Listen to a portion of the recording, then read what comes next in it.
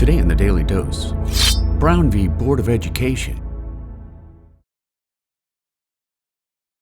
After the Supreme Court's 1896 ruling in Plessy v. Ferguson, affirming that racially segregated public facilities were legal, provided facilities for blacks and whites were equal, the ruling cemented Jim Crow laws, particularly in the southern states, that would stand for the next 6 decades to come.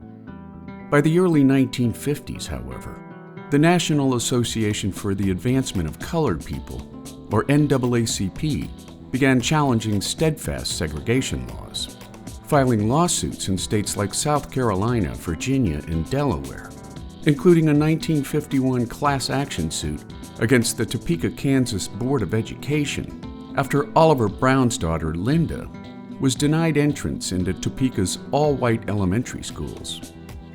Citing the 14th Amendment's Equal Protection Clause, Brown's suit maintained that black schools were inferior to white schools, and while the U.S. District Court in Kansas agreed with Brown's claim, the court continued to uphold the separate but equal clause from Plessy v. Ferguson. Reaching the Supreme Court in 1952, Brown's case was combined with 4 other similar challenges under the name Brown v. Board of Education of Topeka, with NAACP's Thurgood Marshall serving as chief attorney for the plaintiffs.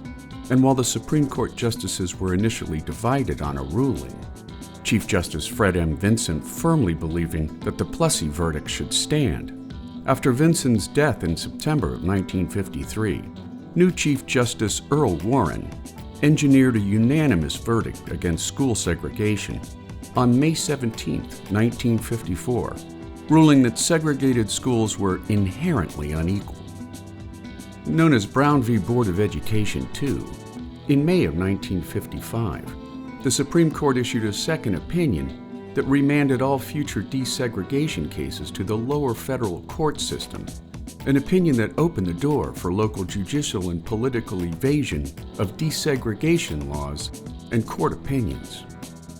The issue of desegregation would come to a head in 1957 Little Rock, Arkansas, when Governor Orville Faubus called in the Arkansas National Guard to prevent black students from attending Little Rock Central High School, obliging President Dwight D. Eisenhower to deploy federal troops to ensure that 9 black students were successfully integrated into the school. Continued white resistance to desegregation, however, did much to fuel the nascent civil rights movement in America, eventually leading to the eradication of Jim Crow laws in the South, making Brown v. Board of Education a landmark ruling in a nation's slow embrace of racial equality.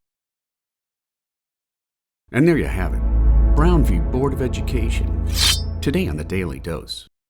Get your nerd on with the Daily Dose. And if you enjoyed today's episode, share the link with a friend or colleague so that they too can learn something new every day.